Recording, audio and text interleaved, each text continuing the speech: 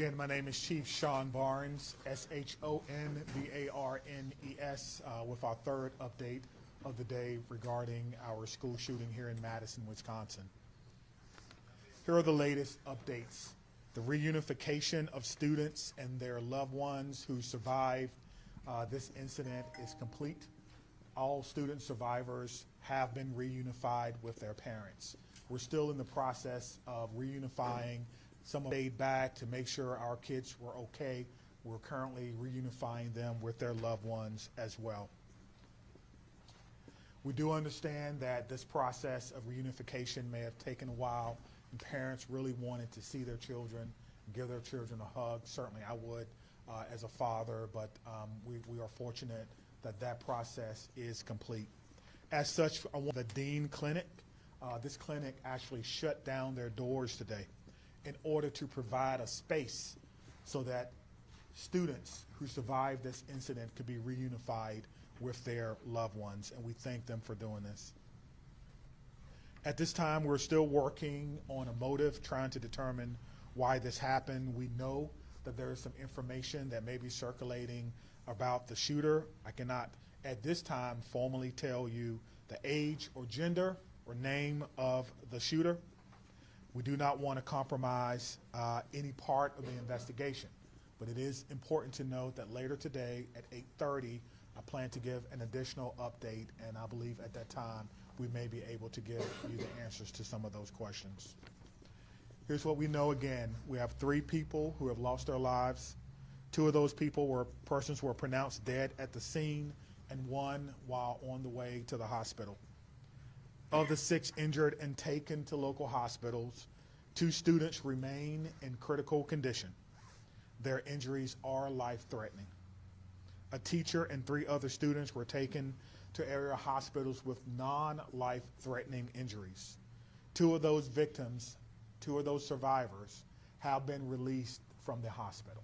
So that is an update.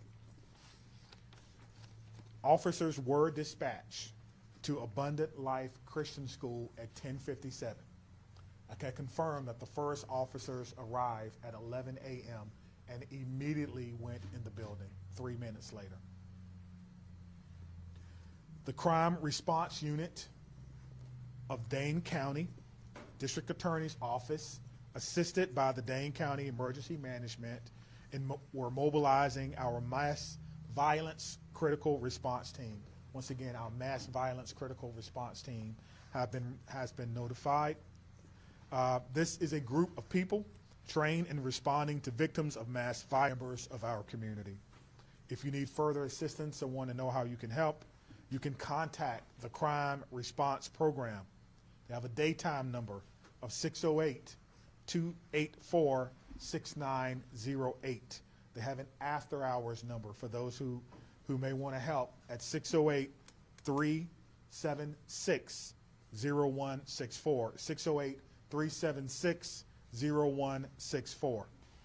Pre-planned or planned shootings, we believe, are preventable. If you see warning behaviors from someone that is planning an attack, say something, do something. And you can report this at 1-800-MY-SUSO1, 1-800-MY-SUSO1. At this time, joining us is Director of Advancement, Barbara Weirs. Thank you. I understand there's questions regarding the school. We're happy to answer those to the best of our ability. We have been incredibly supported by Madison Police, Madison Fire, and the paramedics. They have been absolutely amazing to us. It was quite an afternoon for the reunification process, and we had so many people stepping up to help. Our families were amazing in their patience as we worked through this. We are so grateful, from the president up to the governor, the mayor. We have had so much support. This has obviously rocked our school community, but we know it affects not just our school community, but Madison and the greater area and all schools. And so our hope is that there will be some good that comes out of this as we can learn and grow and continue to support other schools. If there's any questions, Scott, you got this part of it. Chief, can you give us any details about if there are any warning signs that premeditated this either at the school? Now, hopefully this afternoon at our fourth press conference, I'll be able to answer that a little bit further, but right now, I cannot tell you. They're still talking to parents who are cooperating, and so hopefully we'll be able to give you a more detailed response as to any warning signs or anything that we may have possibly known prior to this. All right, Maddie from WISC. There's been heavy police presence at a home on the north side. Can you confirm if that's related to this? I can confirm that it is related to this, and everyone is cooperating. And so hopefully later today, if you stick around, we'll be able to give you more information about that and what we may have learned from that process. Again, this is a situation where students, teachers were injured and killed, and everyone wants to cooperate, everyone wants to give as much information as they can so we can piece this together for our community. Thank you. Okay, Phoebe from Wisconsin Watch. Yeah, hi Chief. So, accounts online are sharing doctored and debunked photos to push a narrative about the identity of the shooter that goes far beyond what has been released publicly. Can you respond to that, and can you also say what effect that has on either the families of the victims or the public's trust in the law enforcement investigation if what you say contradicts this narrative that's on social media? Absolutely. Social media is something that, quite frankly, I can't control, and neither can anyone in this room. Everyone in here is a trusted and respectful journalist, and your word means a lot, which is why we're doing our third press conference of the day to get the actual truth out to what has happened. We have a PIO, 3 of them, working today to make sure we have information. I will say this. If you're listening to this or you're at home, you're thinking about reposting or sending something that did not come from someone in this room, a trusted and respected journalist, or did not come from us, please don't do that. Because to answer the second part of your question, what that does is it does help erode the trust in this process, and that's all we have, information and a fear at a time where we need to come together and not be divided by anything. All right, WMTV. Hello. I'll follow up on what you asked about. Were there any lessons learned from back in May from the Mount Horeb shooting that you guys used in action today? So we were not, that's not my jurisdiction, and so I won't speak to anything that we learned at Mount Horeb. But I will speak to 25 years of law enforcement. What I've learned is that every opportunity is an opportunity to grow, do better, and train. This department trains constantly on this thing. I spoke about it earlier. We train as far recent as actually today, because our set medics were training at the training center 3 miles away, and their training day can turn into an actual response. So as far as the incident at Mount Horeb, it wasn't my jurisdiction.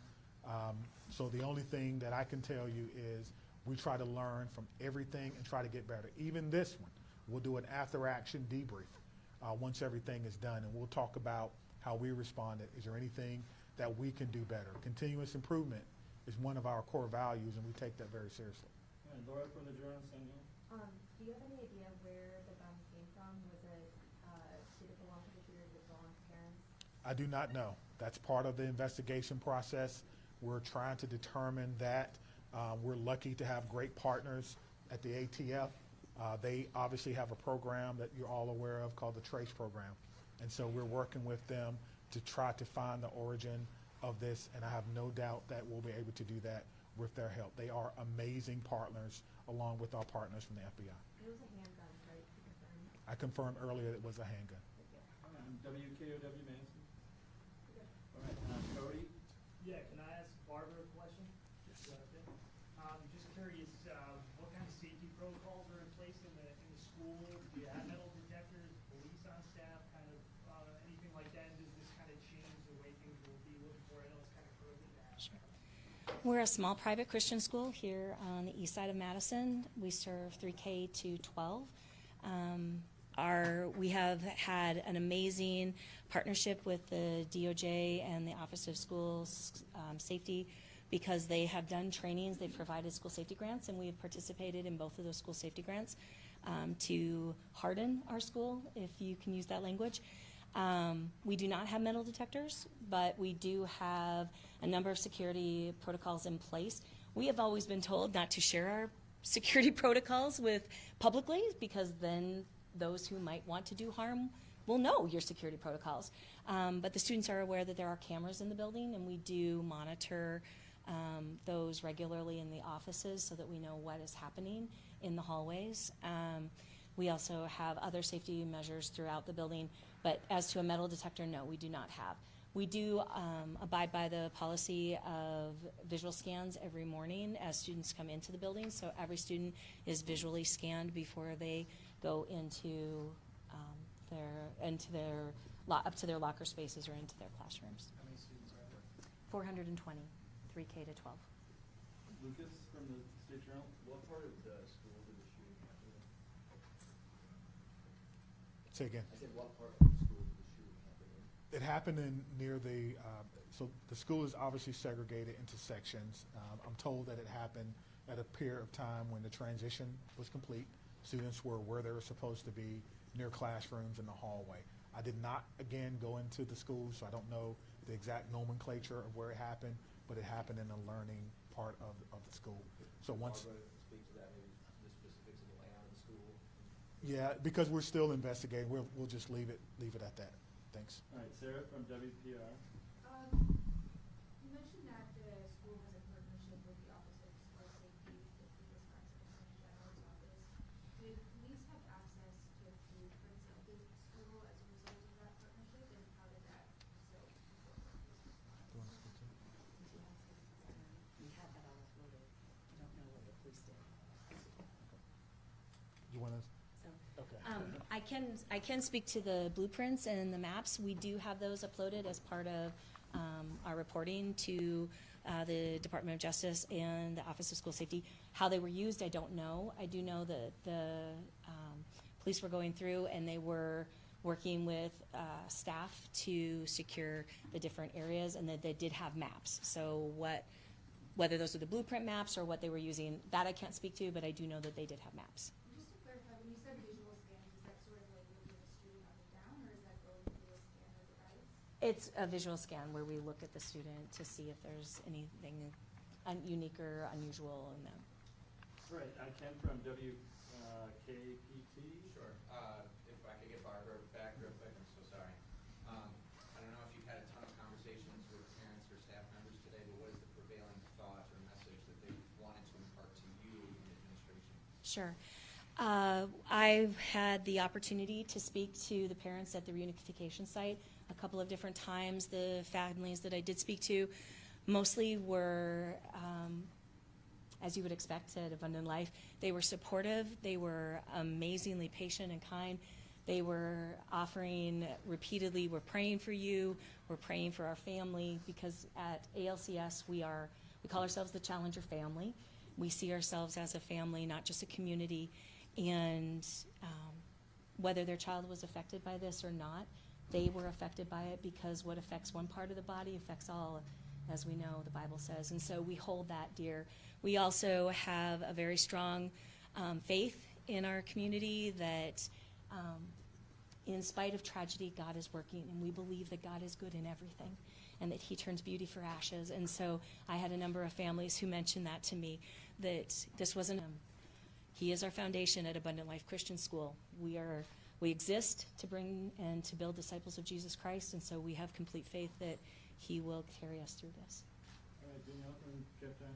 I have another question for Barbara. Sorry for bringing back up. That's fine. So what can you just share about what students were actually registered to started, the environment, what the morning looked like, details about their day? So some of this is part of the investigation, so I think there's limited things that I can say at this time.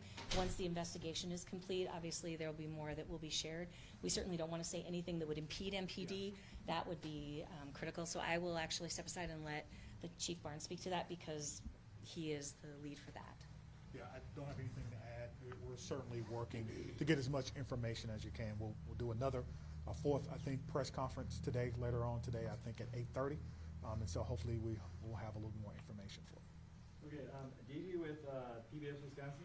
Chief Barnes, were there other search warrants executed today in addition to the house on the north side? I'm not aware of any. All Hi, Carl from NBC 26. Yeah, I have a question for Barbara. Was the shooter at school at the beginning of the day, or was there a forceful entry later in the day? We believe that, I believe that's a good question. yeah, we believe that the shooter was at school. We have no information that there was some type of breach to the school. Okay, Jenna from WMTV. TMJ4? Yep, sorry. Okay, that's okay. Question for you, Barbara, if you don't mind. Can you just talk about, Chief earlier mentioned how teachers and employees and staff really follow the protocols that you guys have practiced in place. I know that this is an emotional event, obviously for students, but those teachers really take it to heart when they are sitting there protecting those little ones at the school. Can you talk a little bit about what they did right in this situation? Obviously this is tragic, but unfortunately we've seen school shootings play out that are far worse than what we saw today. So it's timely that just prior to the start of the school year, we had a retraining. We train on this. We do lockdown drills. We do evacuation drills as part of our standard drill protocols. Our students are versed in that. Our faculty are well versed in that. The training that we did with MPD at the very beginning of the year prior to the students returning to campus had some new updates, and so we had looked at some of those things. So I think everything was very fresh for our faculty. We follow the protocol of always keeping our school doors locked, and so that is one of the things that makes it quick and easy to secure a room. I was actually teaching at the time, and so following those protocols as a teacher would do, we take care of making sure the door is secure. We shut the door down. We get the students to a safe part of the room, and we prepare. The students handled themselves magnificently. I cannot tell you how well our students did in that process. They were clearly scared when they realized, when we practice, we always say, this is a drill. It is just a drill. When they heard lockdown, lockdown, and nothing else, they knew it was real. But they handled themselves brilliantly. And our faculty, kudos to them for following the protocols, keeping their students safe, doing what we have been trained to do. And so much credit of that goes to the Department of Justice and the Office of School Safety. We have been through a number of trainings by them, and we follow their standards. And while we had never hoped to actually employ them, today they helped keep students safe.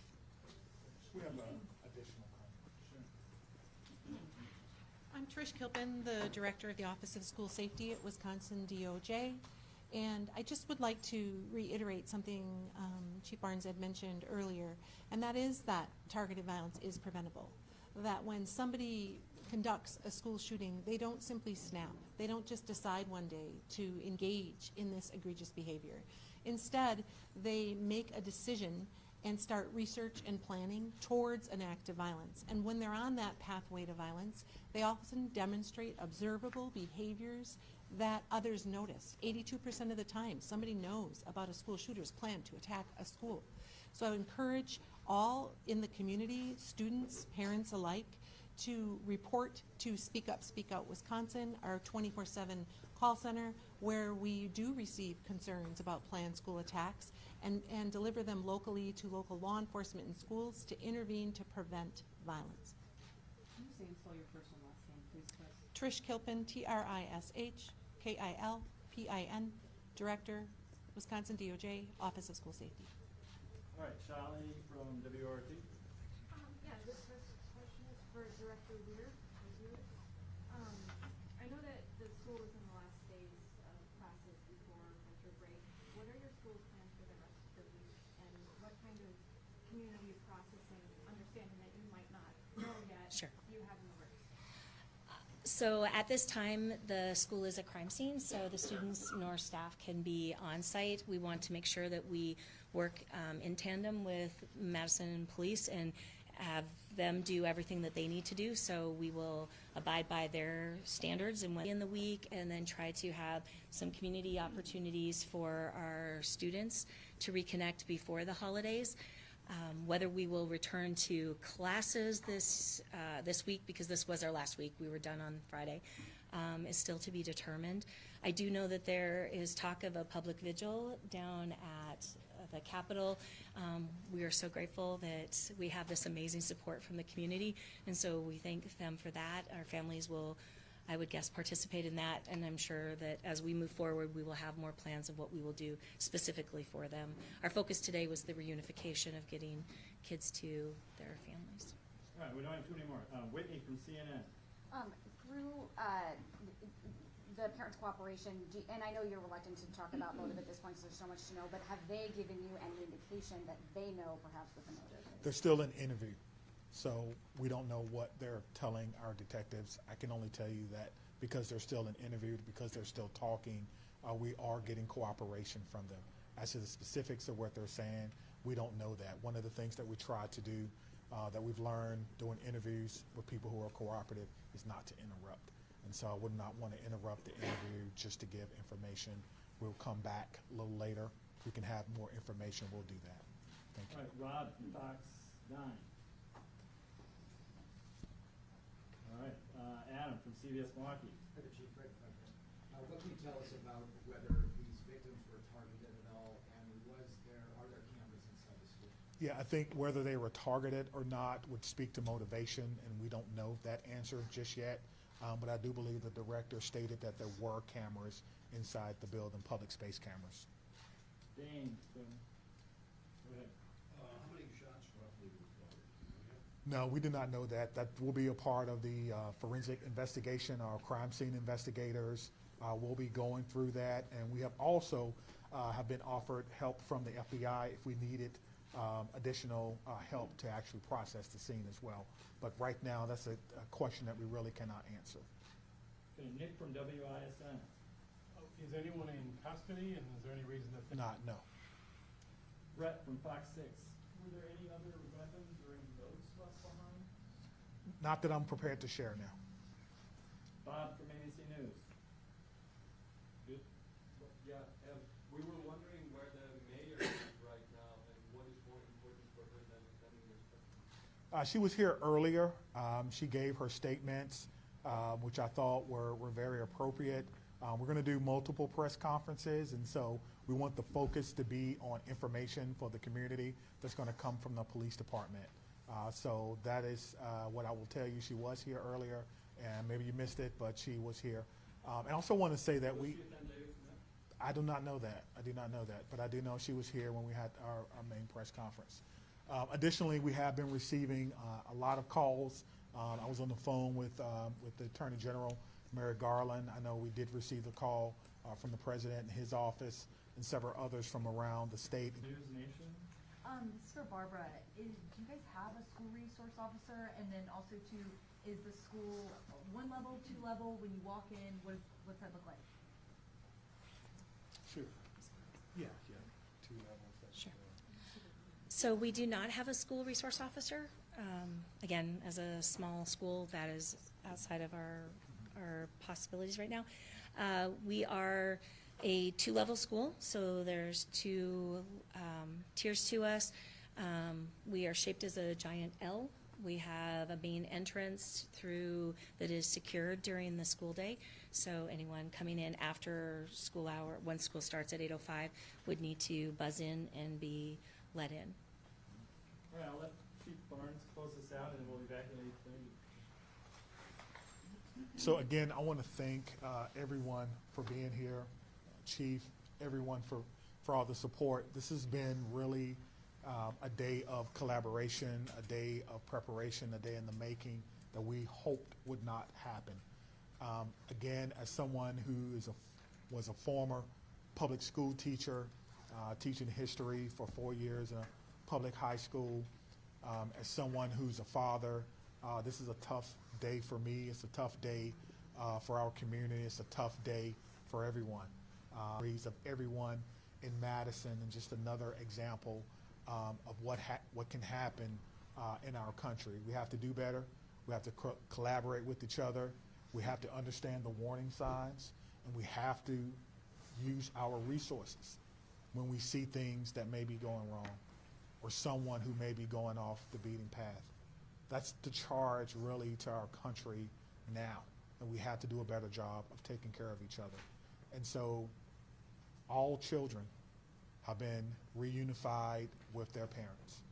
And these children are now the latest group of survivors of a school shooting, this time, unfortunately, in Madison, Wisconsin. We will try to come back around 8:30 with additional information for our 4th press conference of the day. Thank you for being here.